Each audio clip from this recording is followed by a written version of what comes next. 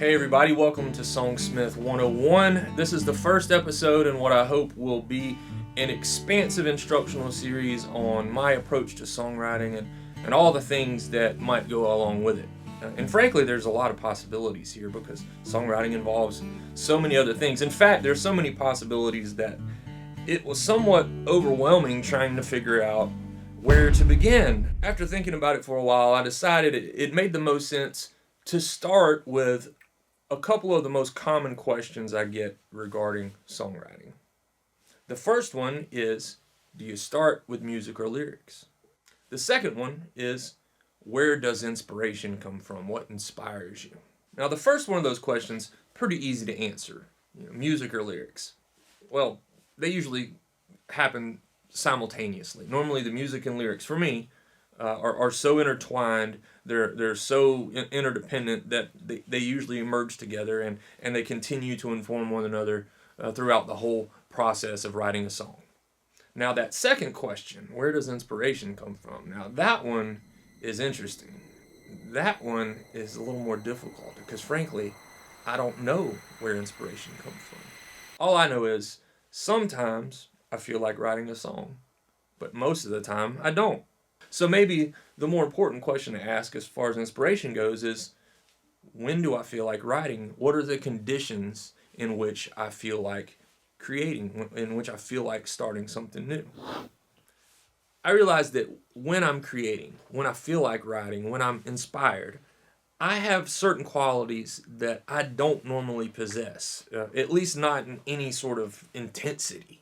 And those four qualities, in no particular order, are confidence, a willingness to trust my instinct or trust my gut that I don't normally have, a willingness to embrace uncertainty, and lastly, a complete immersion in the present moment.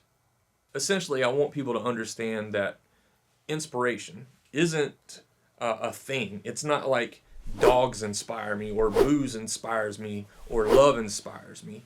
It's more a state of mind, a state of being that is very out of the ordinary. For me, it kind of feels like, like Clark Kent going into the phone booth and coming out Superman. For some reason, every once in a while, I am oozing with confidence, for example.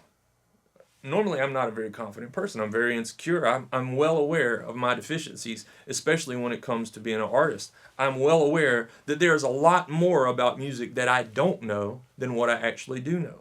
I realize that I have a ton of shortcomings as a guitar player, as a singer. Now that might sound weird because I'm willing to get up on stage and perform in front of people, but believe me, I'm very insecure, and my awareness of my deficiencies is what drives me to continually get better. It's what drives me to practice. It's what drives me to study. But when I'm in writing mode, when I'm inspired, those deficiencies melt away, and I feel like I can do no wrong. It's a wonderful feeling.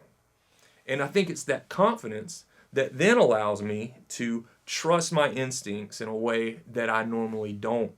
Normally, I like to analyze. Normally, let me think about that and get back to you later. Let me sleep on it. Let me do some research. But when I'm writing, it's a very quick, this is either good or this is bad. This works or this doesn't. Also, in the moments of inspiration, in the moments, especially the initial phases of a creation, it's the uncertainty of what's next that keeps me going. It's a suspense. It's like when you're watching a movie or reading a book. Not knowing what's going to happen is what makes you want to continue watching. It's why you can't wait to get to that next episode in the series on Netflix. It's why you stay up late and you read the next 2 chapters of the book even though you're tired, because you want to know what happens. The writing process is the same thing, but it actually, to me, feels more intense. You see, every beginning is uncertain of its end.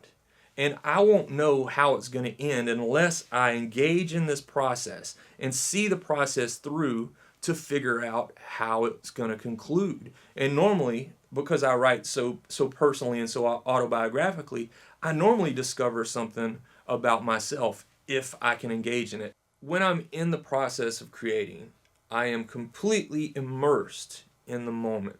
free of distractions. I don't pick up my phone. I don't necessarily even go eat, because I know that the state that I'm in is so tenuous that I can't withdraw from it from any period of time, or I'll risk losing it altogether. It's important in that in the earliest moments of inspiration to commit to seeing it through and staying in the moment. Likewise, I'm not thinking about the end result. I'm not thinking about what the song is going to be. Who's going to like it? Is it going to be a hit?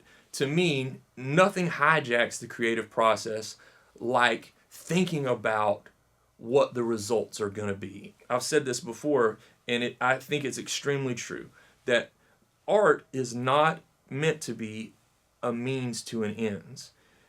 Art's an ends in itself. It's that process, it's that experience, it's that out of the ordinary state of mind that comes as part of the creative process that is the end result. That's the great part of it. That's where the joy comes from. So if you're in the present moment, riding that wave, you're not being distracted by what's going to happen in the future as a result of the creation. Worry about that later. So where does inspiration come from? Again, I don't know, but I suspect that inspiration is more a state of mind, a receptiveness that isn't ordinarily present. And when you're in that state of mind, maybe inspiration can come from anywhere. So the trick is, how do you achieve that state of mind? How do you cultivate it? How do you have that experience more often? How do you foster it so that it lasts longer and you can be more creative and the output can be greater? Well, maybe that's a good line of questioning for future episodes of Songsmith 101.